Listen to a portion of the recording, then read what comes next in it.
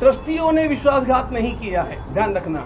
ये विश्वासघात जो हुआ है ये हमारे चंपत राय जी के, जो स्वयं एक अत्यंत श्रेष्ठ महापुरुष है ऐसा हम मानते हैं, उन्होंने गलत लोगों का विश्वास किया और उन लोगों को इतने वर्षों तक अपने पास पाला।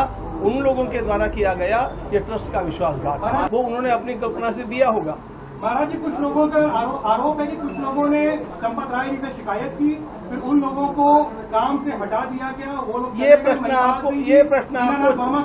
आपको प्रश्न चंपत राय जी से पूछना चाहिए, ये मुझे नहीं पूछना चाहिए। वो तो अभी तक सामने नहीं आए। हाँ, तो हम उनसे पूछेंगे।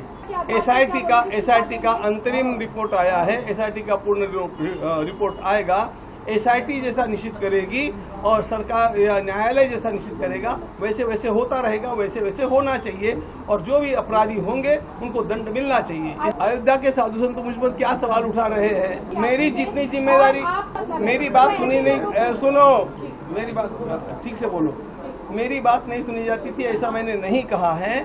मैंने ये कहा है कि मैं प्रवास में रहता हूं और इसलिए हस्ताक्षर करने के लिए मैं निरंतर उपलब्ध नहीं रहता हूं। इसलिए किसी के हस्ताक्षर थे, इसमें मुझे आपत्ति करने का कोई कारण नहीं था।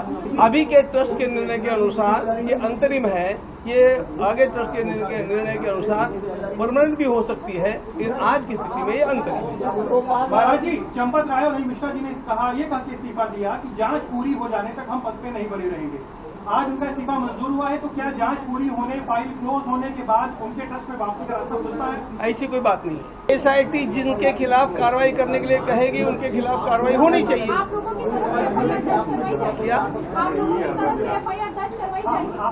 वो पहले कराई गई है ना, तभी तो एसआईटी हुई है।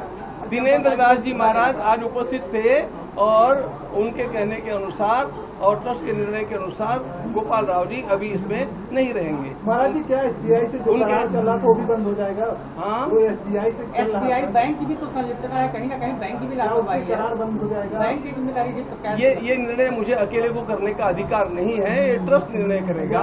हाँ, आगामी बैठकों में आम सूचना के लिए बता दीजिए कि बतौर कोषाध्यक्ष आप ट्रस्ट के काम को या ट्रस्ट के कोष को कितना देखते थे, कैसे ओवरसी करते थे? मैं ट्रस्ट के कोष को पूरी तरह देखता था। मैं स्वयं आता नहीं था, लेकिन हमारे पुणे कार्यालय के हमारे सहयोगी चार्टर अकाउंटेंट्स जो मेरे स्वयं के वहाँ के कोषाध्यक्ष हैं, उनको भेज और वे आकर के महीने में 5 दिन यहाँ पर रहते थे, सारे हिसाब जांचते थे। उन्हीं के कारण मैं निश्चिंत रह पाता था। और यहाँ पे इसलिए मेरा उस पर ध्यान नहीं था, ऐसी बात नहीं है। वी वर्क बाय डेलीगेशन, किसी को भेज करके हम काम करवाते हैं, उस प्रकार का काम ठीक चल रहा था।